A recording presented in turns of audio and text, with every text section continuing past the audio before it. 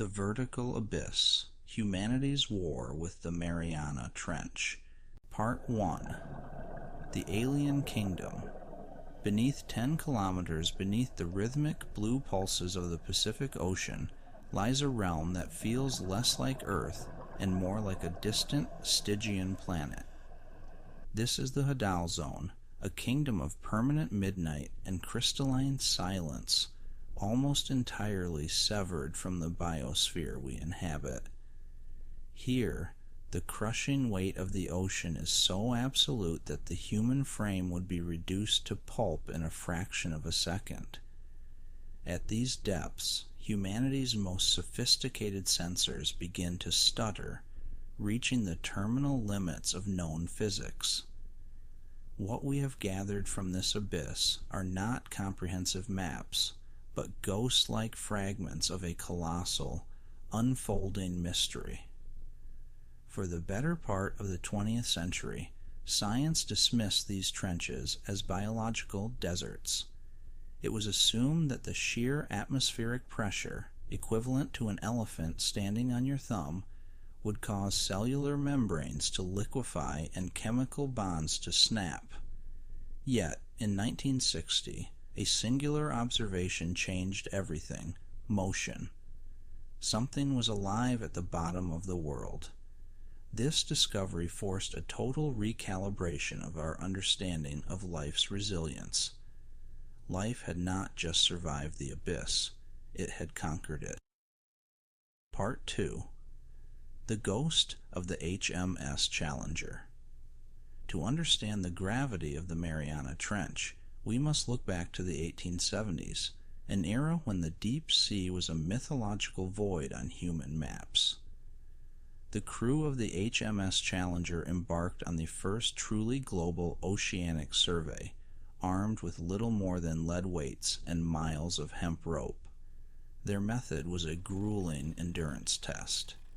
In most parts of the ocean, the lead would strike the floor at 3 or 4 kilometers.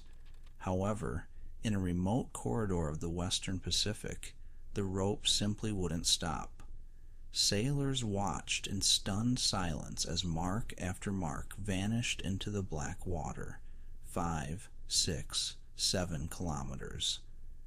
Suspended over a terrifying geological wound, they eventually found the bottom at over 8,000 meters. This spot, now known as the Challenger Deep, was later revealed by modern sonar to be even deeper, nearly 11 kilometers. To visualize this scale, consider Mount Everest.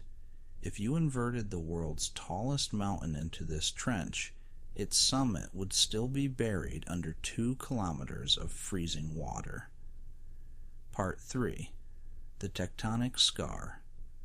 This abyssal scar is a masterpiece of planetary violence. It is the result of a slow-motion collision between tectonic plates.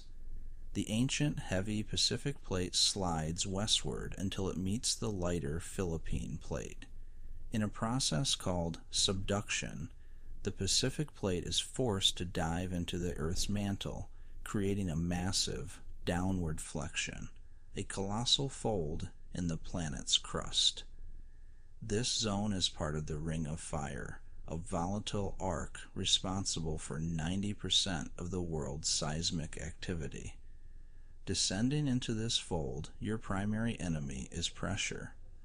At the floor of the Challenger Deep, the water column generates a force 1,000 times greater than the air pressure at sea level. It is a weight that turns steel into tinfoil. Even the most advanced nuclear submarines are restricted to the upper 500 meters. The trench is a fortress that technology struggled for decades to breach. Part 4. The Pioneers of the Deep. The siege on the trench began in earnest in 1960. Lieutenant Don Walsh and explorer Jacques Picard boarded the Trieste, a thick steel sphere of a cabin tethered to a massive gasoline float. At 9,000 meters, a terrifying crack echoed through the hull. A plexiglass window had fractured under the immense strain. They chose to keep descending.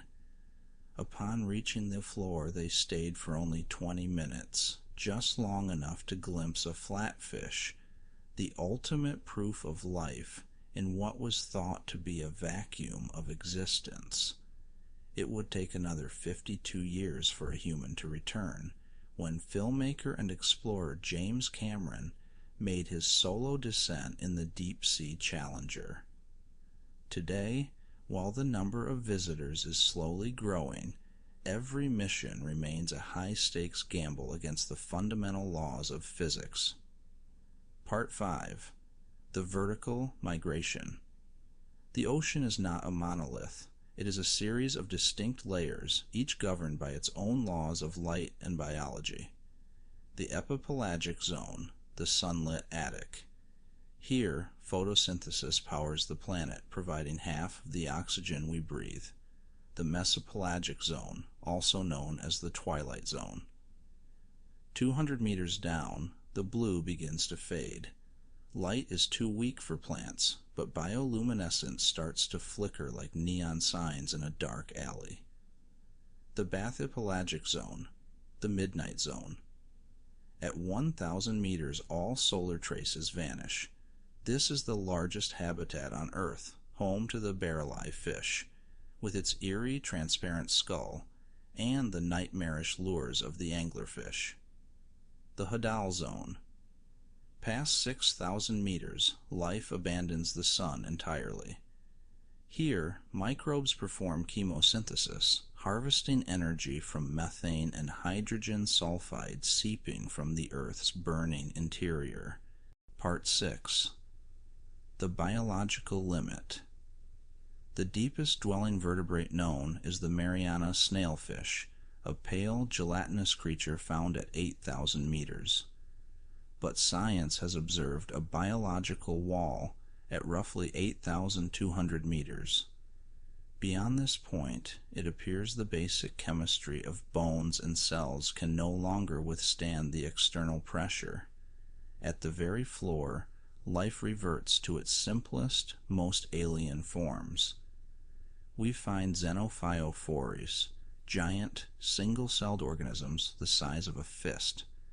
These architects of the mud hold secrets to DNA repair and cellular survival that could one day revolutionize modern medicine and biotechnology.